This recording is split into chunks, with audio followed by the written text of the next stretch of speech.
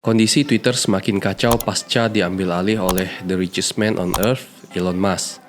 Banyak karyawan yang dipecat dan di saat bersamaan mengundurkan diri secara massal. Bahkan, kabar terkini menyebutkan bahwa Twitter menutup sementara kantor mereka di hari Jumat kemarin pada tanggal 18 November 2022. Tagar RIP Twitter pun menjadi trending topik setelah apa yang dialami Twitter sebagai bentuk spekulasi masa depan perusahaan sosial media tersebut yang semakin tidak menentu. Dan ini adalah part kedua kelanjutan dari pembahasan mengenai keputusan kontroversi Elon atas Twitter dan alasan dibalik mengapa Elon Musk membeli Twitter. Tanpa berlama-lama lagi, langsung saja kita bahas dan masih bersama dengan saya, Rian Ong. Ada beberapa teori yang beredar, salah satunya yang dilansir dari halaman website Forbes.com. Salah seorang tech komentator dan juga investor, Om Malik, menuangkan teorinya bahwasanya Elon membeli Twitter karena ia memiliki ratusan juta followers di platform tersebut.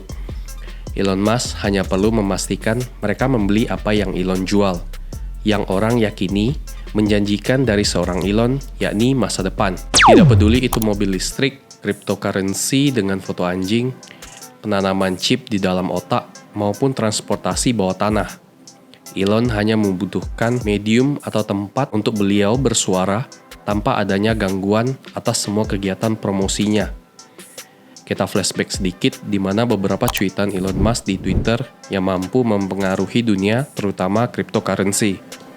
Elon pernah menuliskan hashtag Bitcoin di profil Twitternya, lalu men-tweet, "In retrospect, it was inventable," pada tanggal 29 Januari 2021 yang membuat harga Bitcoin melonjak hingga 20% dari $32.000 menjadi $38.000. Tweet Elon lainnya yakni mengenai keputusan Tesla, salah satu perusahaan milik Elon Musk yang membatalkan pembayaran menggunakan Bitcoin. Beliau mengkhawatirkan cara penambangan Bitcoin yang menggunakan bahan bakar fosil, terutama batu bara, karena bersifat tidak ramah lingkungan dan menyebabkan permasalahan iklim. Ini juga menyebabkan harga Bitcoin anjlok 15% ke level $46.000 per keping. Padahal beberapa bulan sebelum itu, Tesla mengumumkan pembelian Bitcoin sebesar $1,5 miliar atau sekitar 21 triliun rupiah sebagai tujuan investasi dan akan segera menerima pembayaran menggunakan Bitcoin. Ada juga cuitan Elon Musk yang bernada mendukung Dogecoin, seperti dalam salah satu cuitannya yang menyebutkan bahwa merchandise Tesla dapat dibeli menggunakan Dogecoin. Cuitan ini menyebabkan harga Dogecoin mengalami kenaikan sebesar 18% dan naik ke level $0,20. Dan ini masih belum termasuk cuitan-cuitan kontroversial lainnya, seperti keinginan membeli klub sepak bola raksasa asal Inggris, Manchester United, juga brand Coca-Cola, dan lain sebagainya. Lalu pastinya kita semua bertanya-tanya, kenapa sih harus membeli Twitter?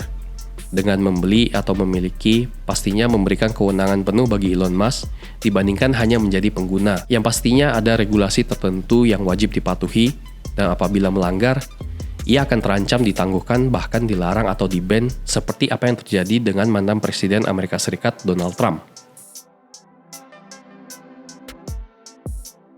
Ngomong-ngomong soal Trump, beliau juga merupakan salah satu tokoh yang sangat aktif di Twitter sebelum beliau di-ban di platform tersebut.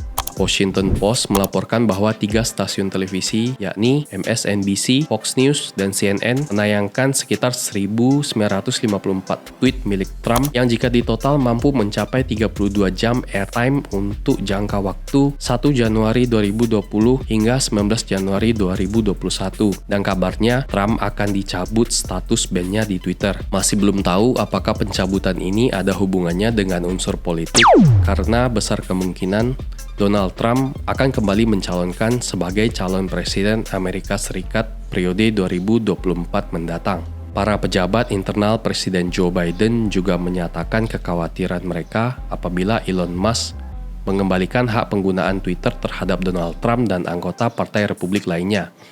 Ditambah, sikap Elon yang pernah mencuitkan ajakan untuk mencoblos Partai Republik dalam pemilu Sela Amerika Serikat 2022 mengindikasikan bahwa Elon tidak bersifat netral. Jatuhnya Twitter ke tangan Elon Musk bisa saja menjadi berita buruk bagi para kritikus pemerintah Cina.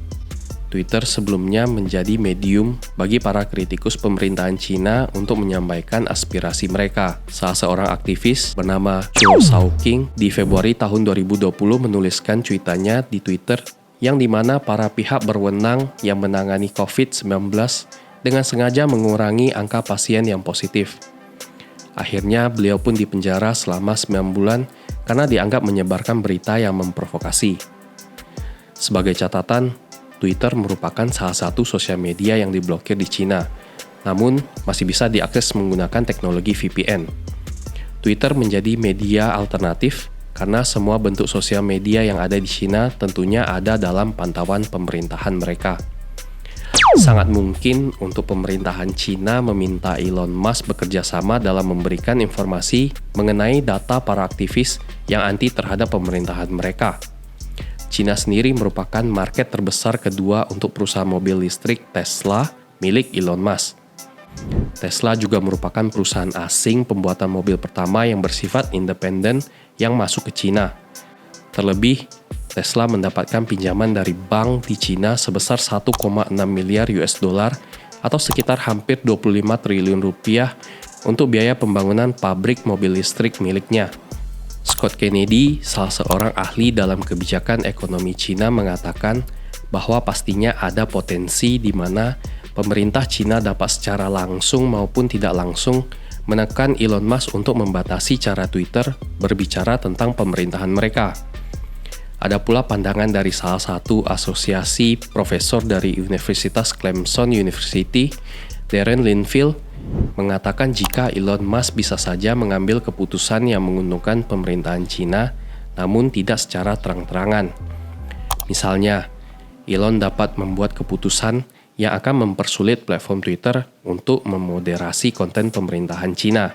Darren menambahkan, menghapus label pada tweet yang berasal dari akun yang berafiliasi dengan negara akan memudahkan Cina untuk menyebarkan propaganda mereka. Sebelumnya, melansir dari apnews.com, perusahaan Badan Intelijen Amerika Serikat menemukan setidaknya ada sekitar 648 akun Twitter yang menyebarkan narasi mengenai pembelaan atas tuduhan yang dilakukan oleh pemerintahan Cina tentang pelanggaran HAM dan isu kerja paksa yang terjadi terhadap kaum minoritas Uighur di daerah Xinjiang.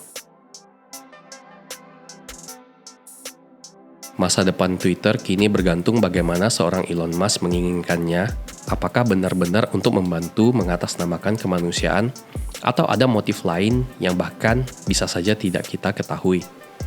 Demikian pembahasan konten kali ini.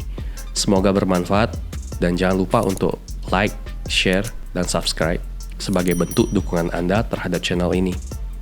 Sampai jumpa. See you.